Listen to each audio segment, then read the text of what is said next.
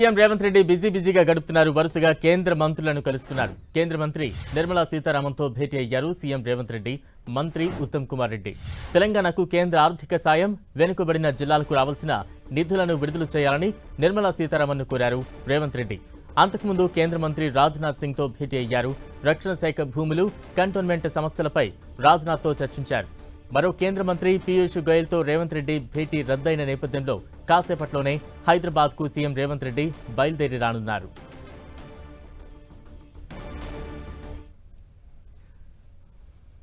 మొత్తంగా ఢిల్లీలో సీఎం రేవంత్ రెడ్డి బిజీగా గడిపారు. తాజా అప్డేట్స్ అందించేందుకు మా ప్రతినిధి కొండల్ సిద్ధంగా ఉన్నారు. కొండల్, ఎవరెవరితో ఈరోజు భేటీ అయ్యారు? ఈ భేటీ ప్రాముఖ్యత ఏంటి? ఎటువంటి అంశాలు చర్చకు వచ్చాయి?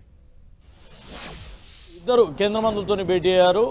యూపీపీఎస్ చైర్మన్తో పాటు ఇద్దరు కేంద్ర మంత్రులు రాజ్నాథ్ సింగ్, అదేవిధంగా నిర్మలా సీతారామన్ ఇద్దరితో భేటీ అయ్యారు. 2 రోజుల పర్యటన ముగిసిందని చెప్పుకోవచ్చు.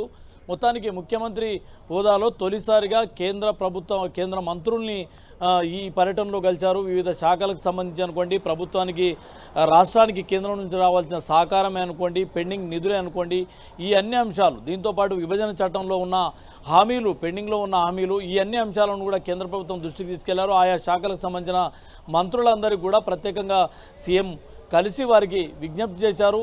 తక్షణమే వీటిని చేసే విధంగా, పరిష్కారం దిశ చూపే విధంగా విజ్ఞాపనలు చేశారు. నిన్న 3 కేంద్ర మంత్రులను కలిశారు. అమిత్ షా, అదేవిధంగా హర్దీప్ సింగ్ పూరి, అదేవిధంగా గజేంద్ర సింగ్ షెకావత్, ఈ 3ని నిన్న కలిశారు. ఈరోజు 2 కేంద్ర మంత్రులు, మొత్తం 5 మంది కేంద్ర మంత్రులను కలిశారు. 5 శాఖలకు సంబంధించిన పెండింగ్ సమస్యలు ప్రధానంగా ఉన్నాయి. రాష్ట్ర విభజన తర్వాత ఇప్పటి వరకు ఐపీఎస్ల కేటాయింపు అన్నది జరగలేదు. విభజన సమయంలో ఉన్న 76 మంది ఐపీఎస్లు తప్పితే మిగతా 33 జిల్లాలు అయ్యాయి. కాబట్టి మరింత ఐపీఎస్ల కేటాయింపు జరగాల్సి ఉంది. కాబట్టి దానిపై అమిత్ షాను ఆయన కోరడం జరిగింది. దాంతోపాటు రాష్ట్ర విభజనకు సంబంధించిన అంశాలు చాలా పెండింగ్ ఉన్నాయి. ఆస్తుల విభజనకు సంబంధించి అనుకోండి, 9th 10th షెడ్యూల్లో ఉన్న ఆస్తుల విభజన, సంస్థల విభజనకు సంబంధించిన అంశాలు ఇంకా పెండింగ్లో ఉన్నాయి. కాబట్టి వాటిపై కూడా తక్షణం చర్యలు తీసుకోవాలని చెప్పి ఆయన కోరడం జరిగింది. ఇక గజేంద్ర సింగ్ షెకావత్ను ప్రధానంగా పాలమూరు రంగారెడ్డికి సంబంధించి జాతీయ హోదాపై ఆయన కోరడం జరిగింది. దాంతోపాటు హర్దీప్ సింగ్ పూరి, ఇతన్ని ఏదైతే పట్టణాభివృద్ధికి సంబంధించి, ముఖ్యంగా మెట్రో రైలు అన్నది చాలా ప్రెస్టీజియస్గా ప్రభుత్వం 2వ దశకు పనులకు వెళ్తున్న నేపథ్యంలో దానికి సంబంధించిన సహకారాన్ని, ఆర్థిక సహకారాన్ని అందించాలని చెప్పి హర్దీప్ సింగ్ పూరిని కలవడం జరిగింది. ఇక ఈరోజు 2 కేంద్ర మంత్రులు రాజ్నాథ్ సింగ్, అదేవిధంగా నిర్మలా సీతారామన్, ఈ ప్రధానంగా 2 కీలకమైన అంశాలని చెప్పుకోవచ్చు. ప్రధానంగా రాజ్నాథ్ సింగ్ను కలవడం అంటే డిఫెన్స్కి సంబంధించి రాష్ట్ర విభజనలో చెప్పినట్టుగా రాష్ట్రానికి సైనిక్ స్కూల్ను ఏర్పాటు చేయాలి. 10 ఏళ్ళు అయినప్పటికీ కూడా ఇప్పటివరకు సైనిక్ స్కూల్ ఏర్పాటు అన్నది ఎక్కడ వేసింది అక్కడనే ఉంది. ఈ అంశాన్ని ప్రధానంగా కేంద్రం దృష్టికి తీసుకెళ్లారు.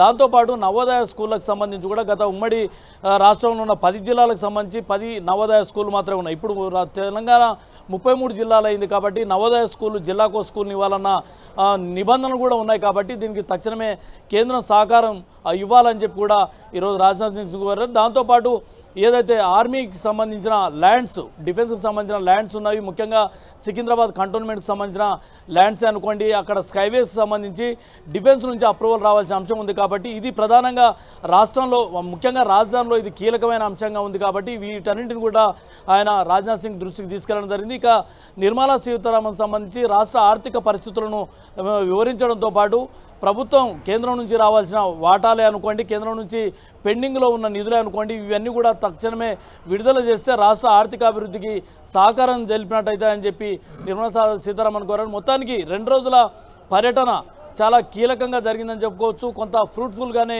ఈ పర్యటన కూడా ముగించినట్టు చెప్పవచ్చు. ఎందుకంటే పాలమూరు రంగారెడ్డికి జాతీయ హోదా ఇవ్వాలని కోరినప్పటికీ 2014 తర్వాత ఈ నిబంధనలు అనుకూలించవు. కాబట్టి 60% నిధులు ఇస్తామని చెప్పి కేంద్రం ఒక హామీ ఇచ్చిన నేపథ్యం ఉంది. మొత్తానికి అయితే 2 రోజుల పర్యటన ముగించుకొని మరికొద్దిసేపట్లో ఢిల్లీ నుంచి హైదరాబాద్ బయలుదేరబోతున్నారు. Thank you Kondal.